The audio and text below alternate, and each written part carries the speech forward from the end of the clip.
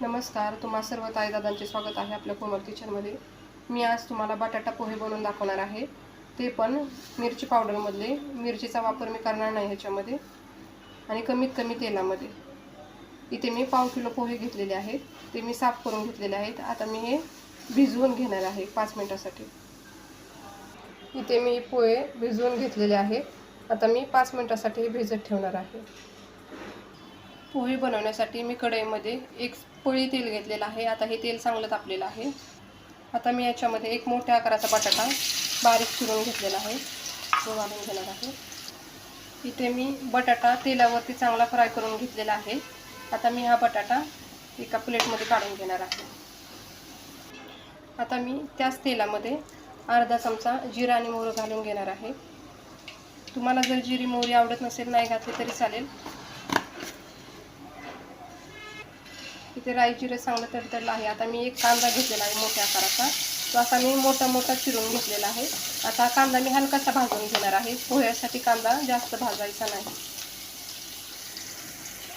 आता याच्यामध्ये मी 4 ते 5 कढीपत्त्याची पानं टाकून घेतलेली आहेत। इथे आपले पोहे पण चांगले भिजले गेलेले आहेत, तुम्ही बघू शकता एकदम मऊ असे पोहे झालेले आहेत। आता याच्यामध्ये मी मीठ घालून घेणार आहे, लाल तिखट घालून घेणार आहे।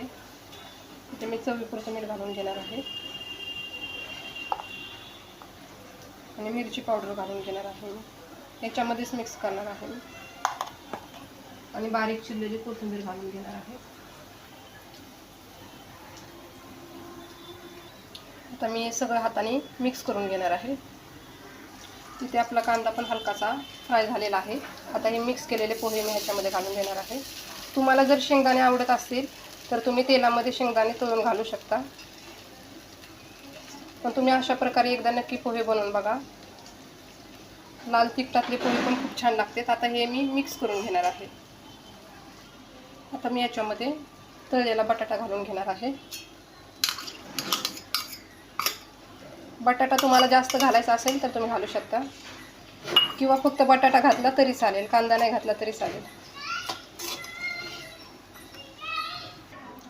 इथे आपले पोहे बनवून तयार झालेले आहेत। आता मी वरून परत एकदा थोडीशी कोथिंबीर घालत आहे आणि एकदम मोकळे असे पोहे तयार झालेले आहेत। जर पोहे कडक झाले असतील तर त्याच्यासाठी पाण्याचा 1 शिंतोडा पोह्यावरती द्यायचा, म्हणजे पोहे चांगले नरम होतात। जास्त पाणी नाही घालायचं।